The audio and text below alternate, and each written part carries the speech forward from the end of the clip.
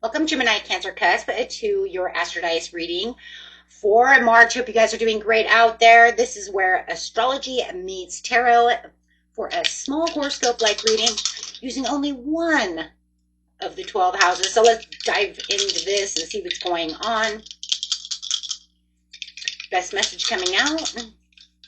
Best house for the beautiful Gemini, Cancer. Okay, we got some Mars energy coming out with some Cancer energy going straight into the 6th house. Nice, guys. It's a great house to focus on for March. Okay, so let's go ahead and grab some cards. Got Mars coming out, your physical energy, drive, and strength. Using a lot of fighting spirit, guys. I like that. Move this over just a little bit. Doing it Cancerian style over here. Emotional sensitivity, home protection, self-care, and mood fluctuation. So this could also concern family, a mother or a child, however it is. It could be your family dynamics. It could be anything though. But let's see. Going straight into the 6th house. Come on, 6th house, where are you? Work, habits, health, service, your nervous system, and what you do every day. The duties of your life. Whether it's planting that garden or going to work, going to the gym, whatever you've made that routine out of, right? Comes the duties of your life. So let's grab some tarot cards, get straight into the situation. The situation is taking place in the beginning of the month, the middle of the month, and the end of the month.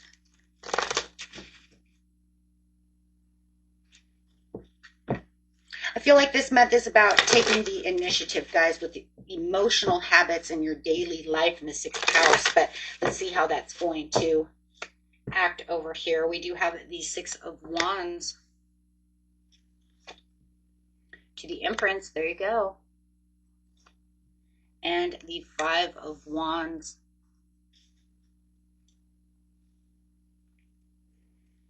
So no matter what this month is you're being asked to take some bold action in your daily routine where you've been kind of emotionally struggling, having conflicts, whether it's within yourself, within that 6th house, or other people who are connected to that 6th house.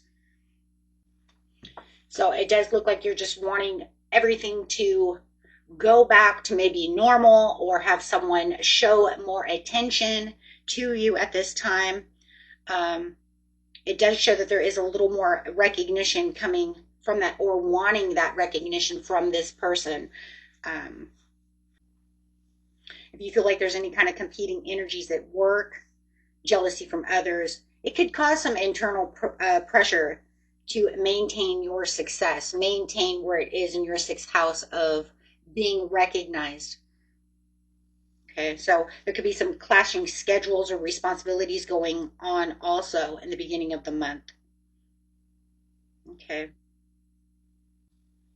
So the Cancer is actually just asking in the beginning of the month to kind of protect your energy and stay focused in your own lane, Gemini, Cancer.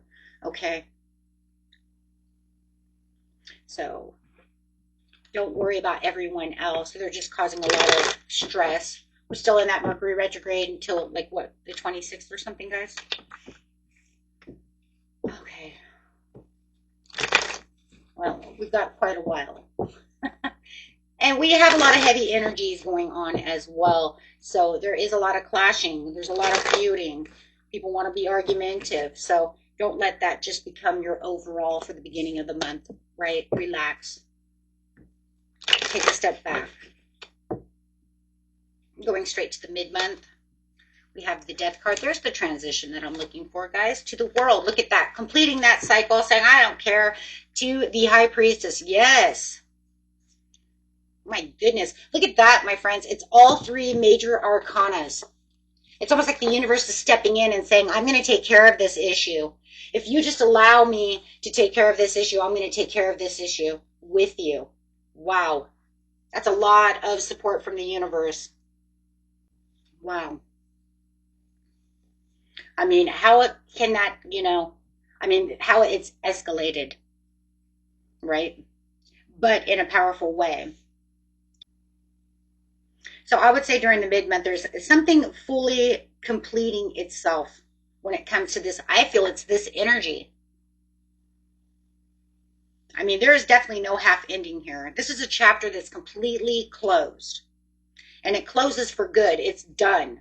So if they want to fight, it's almost like I said, you step back, and once you step away from that, it just pretty much ends itself. And maybe it's because they can't push your buttons anymore, or whatever the situation is, right? That's just not bothering you anymore.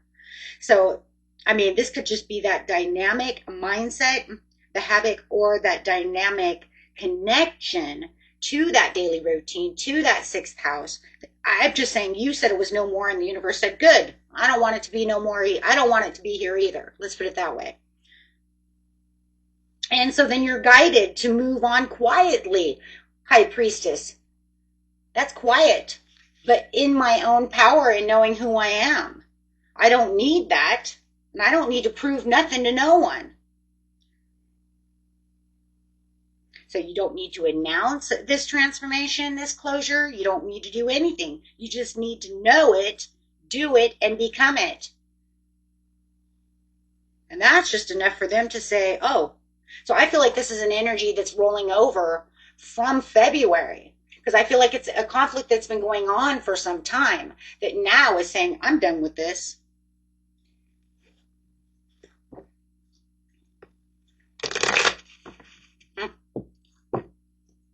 Going to the end of the month. My goodness, how powerful that just became.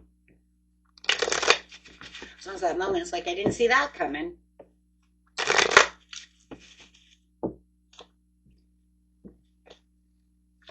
Four of Wands. The Chariot. Look at that. To the Hierophant. Wow, the High Priestess and the Hierophant.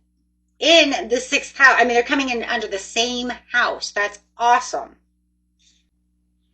So, I mean, over here with the Four of Wands, we're looking at that peace at home, that celebration and stability, and really emotionally grounding yourself and just keeping on with that grounding. And then the Chariot over here is saying, I have the forward movement, the self-control, finding that victory. There it is. There's that victory you've been looking for. There's that victory. But it had to come through discipline. It had to come from a different area of recognition. But it's the direction that's regained for your own contracts, commitments, and alignments. Using that higher wisdom. You were using the higher wisdom over here, right? So you're just continuing. You're continuing to spiritually structure yourself, to discipline yourself when it comes to staying away from this situation, knowing who you are, taking your boundaries back. So the overall message I have here, guys, when it comes to this sixth house is just like by the end of the month, you're just regaining all that stability, feeling that emotional grounding that you've been looking for, moving forward with that discipline and clarity. And the Hierophant is suggesting that you're committing to this higher standard and not letting people walk on you. Like I said, building those boundaries that are necessary, healthy boundaries for yourself, whether that's in your work habits, your spiritual path, structured long time plan, you know, whatever this person is doing. It could be at the gym, whatever or however they're getting, you know, on your nerve. If it's not a person, it's just been your own internal mind, right? Then it's okay though, because you've structured this long-term plan for what needs to be done and how it's going to be done. Not having someone else control the situation, or not feeling like I have to do something that's unstructured to be able to fight to get to where I need to be. You're saying, no, I let go and allow the universe to guide me on this situation, allowing myself to see where I need to go and believing in it. Beautiful. Beautiful, beautiful. Guys, this is a beautiful reading. You guys got this in the sixth house.